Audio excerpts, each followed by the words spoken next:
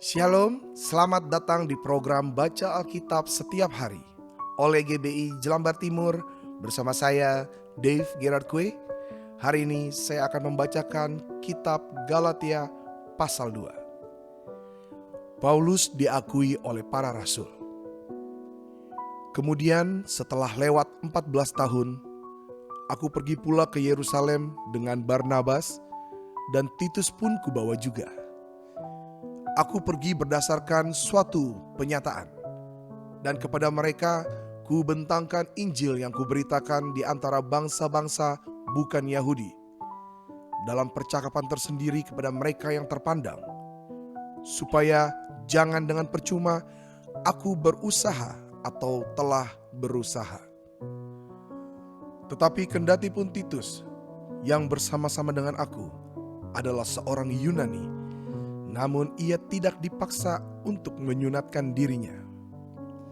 Memang ada desakan dari saudara-saudara palsu yang menyusup masuk, yaitu mereka yang menyelundup ke dalam untuk menghadang kebebasan kita yang kita miliki di dalam Kristus Yesus, supaya dengan jalan itu mereka dapat memperhambakan kita.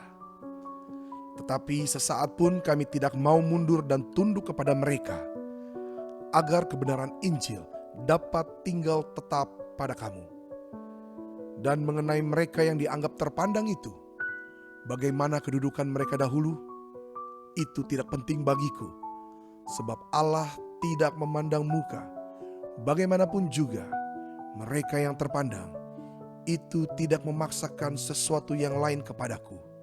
Tetapi sebaliknya, setelah mereka melihat bahwa kepadaku telah dipercayakan pemberitaan Injil untuk orang-orang tak bersunat, sama seperti kepada Petrus untuk orang-orang bersunat. Karena ia yang telah memberikan kekuatan kepada Petrus untuk menjadi rasul bagi orang-orang bersunat, ia juga yang telah memberikan kekuatan kepadaku untuk orang-orang yang tidak bersunat.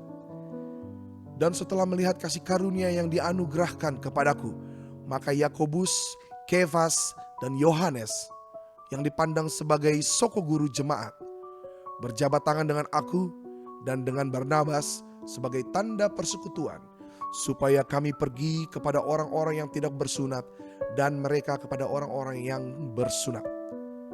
Hanya kami harus tetap mengingat orang-orang miskin, dan memang itulah yang sungguh-sungguh kuusahakan melakukannya. Paulus bertentangan dengan Petrus. Tetapi waktu Kefas datang ke Antiokhia, aku berterang-terang menentangnya sebab ia salah. Karena sebelum beberapa orang dari kalangan Yakobus datang, ia makan sehidangan dengan saudara-saudara yang tidak bersunat.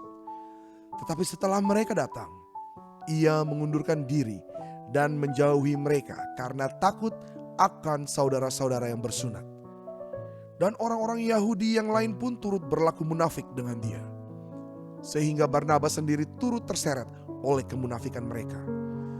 Tetapi waktu kulihat bahwa kelakuan mereka itu tidak sesuai dengan kebenaran Injil, aku berkata kepada Kefas di hadapan mereka semua, jika engkau seorang Yahudi, hidup secara kafir dan bukan secara Yahudi, bagaimanakah engkau dapat memaksa saudara-saudara yang tidak bersunat untuk hidup secara Yahudi? Yang terutama juga untuk orang Kristen keturunan Yahudi. Menurut kelahiran kami adalah orang Yahudi dan bukan orang berdosa dari bangsa-bangsa lain. Kamu tahu bahwa tidak seorang pun yang dibenarkan oleh karena melakukan hukum Taurat, tetapi hanya oleh karena iman dalam Kristus Yesus. Sebab itu kami pun telah percaya kepada Kristus Yesus, supaya kami dibenarkan oleh karena iman dalam Kristus dan bukan oleh karena melakukan hukum Taurat. Sebab tidak ada seorang pun yang dibenarkan oleh karena melakukan hukum Taurat. Tetapi jika kami sendiri, sementara kami berusaha untuk dibenarkan dalam Kristus, ternyata adalah orang-orang berdosa, apakah hal itu berarti bahwa Kristus adalah pelayan dosa? Sekali-kali tidak. Karena jikalau aku membangun kembali apa yang telah kurombak, aku menyatakan diriku sebagai pelanggar hukum Taurat. Sebab aku telah mati oleh hukum Taurat untuk hukum Taurat, supaya aku hidup untuk Allah. Aku telah disalibkan dengan Kristus.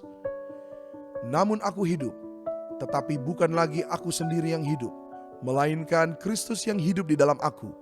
Dan hidup yang kuhidupi sekarang di dalam daging adalah hidup oleh iman dalam Anak Allah yang telah mengasihi aku dan menyerahkan dirinya untuk aku. Aku tidak menolak kasih karunia Allah, sebab sekiranya ada kebenaran oleh hukum Taurat, maka sia-sialah kematian Kristus. Kami bersyukur kami hidup di dalam kasih karunia-Mu Bapa. Kami tidak lagi hidup di dalam hukum Taurat.